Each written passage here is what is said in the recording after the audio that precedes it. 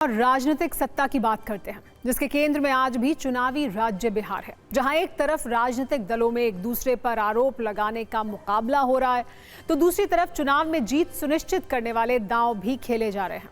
बिहार की खबरों पर हमने सत्ता की एक कुंजी तैयार की है, जिसमें 3 जरूरी खबरें हैं।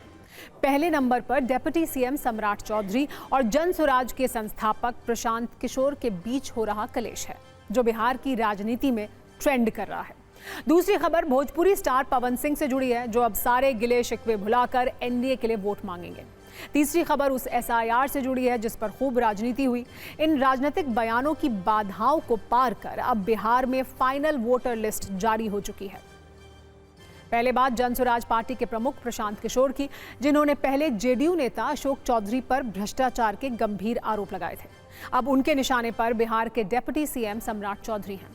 उन्होंने सम्राट चौधरी को 6 हत्याओं का आरोपी बताया है। नीतीश सरकार से उनकी बर्खास्तगी और गिरफ्तारी की मांग की है।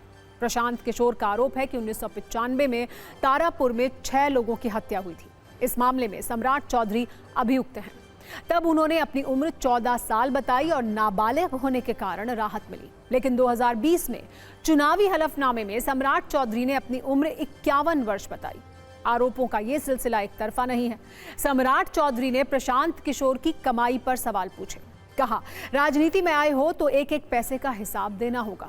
एक बार सुनिए दोनों तरफ से क्या क्या कहा गया।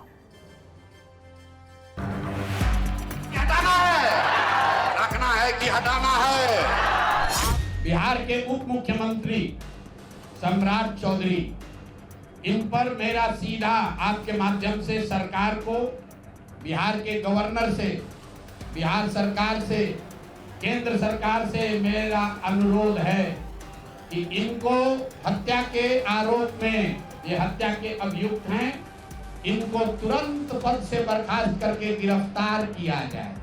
ये सम्राट चौधरी का इलेक्शन एफिडेविट है, जिसमें 2020 में उन्होंने अपने आप को 51 साल का बताया है।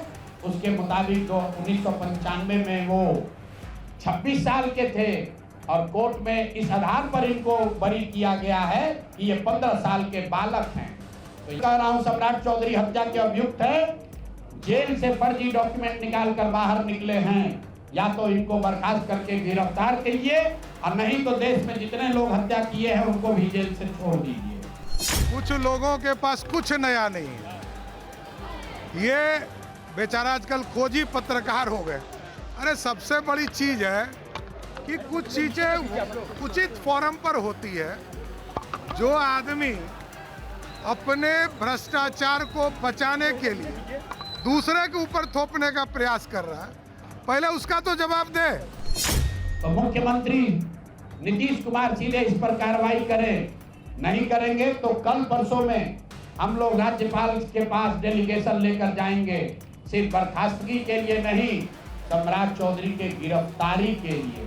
शिल्पी गौतम रेप और मर्डर केस, मैं आपके माध्यम से आज पूछ रहा हूं कि क्या अभी के उप मुख्यमंत्री सम्राट चौधरी उर्फ राकेश कुमार उर्फ सम्राट कुमार मौर्य उस केस में संदिग्ध अभियुक्त के तौर पर नामजद थे या नहीं थे, ये प्रेस में वो बता दें। उसके बाद हम उसका डॉक्यूमेंट आपको जारी करेंगे। नौसिखिया नेता है। शिल्पी गौतम कांड में पूरी तरह जांच सीबीआई ने किया और हम लोग को तो पता भी नहीं है। और जिस राकेश की बात वो करते हैं वो तो हाजीपुर का रहने वाला है। अरे भैया, ये लोग को कुछ पता नहीं है बिहार के बारे में। प्रशांत किशोर और सम्राट चौधरी के बीच सिर्फ संगीन आरोपों वाली लड़ाई नहीं है, बल्कि संपत्ति और पैसे कमाने को लेकर भी सवालों की एक लंबी लिस्ट है।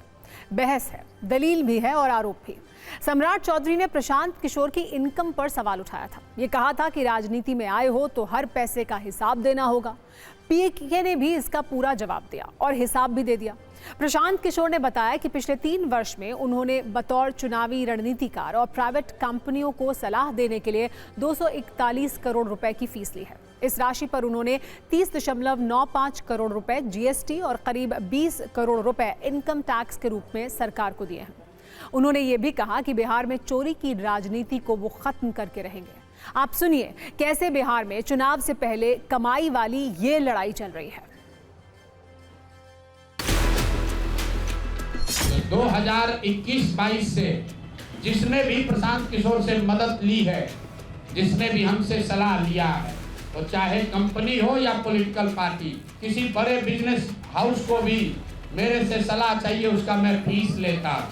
अगर तुम चोरी करते हो, प्रशांत किशोर ने 241 करोड़ रुपया फीस के तौर पर मैंने पिछले 3 साल में जमा किया है।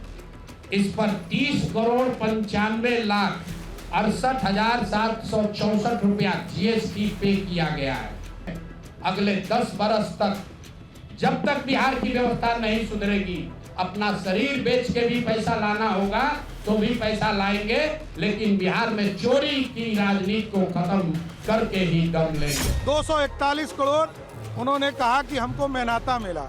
अरे भैया, तो जब राजनीति में नहीं थे तो पैसा काहे नहीं ले लिए? अब राजनीति में आए हो तो हिसाब देना होगा। कोई सेल कंपनी जिसकी औकात ही 10 लाख की है, वो 10 करोड़ कैसे चंदा दे सकता है? और आते के साथ पटना के पाटलिपुत्रा में तुम्हारे पास 32 करोड़ का जमीन कैसे आ गया? सबका हिसाब होगा। समय है, जनता तय करती है, जनता हिसाब देगी।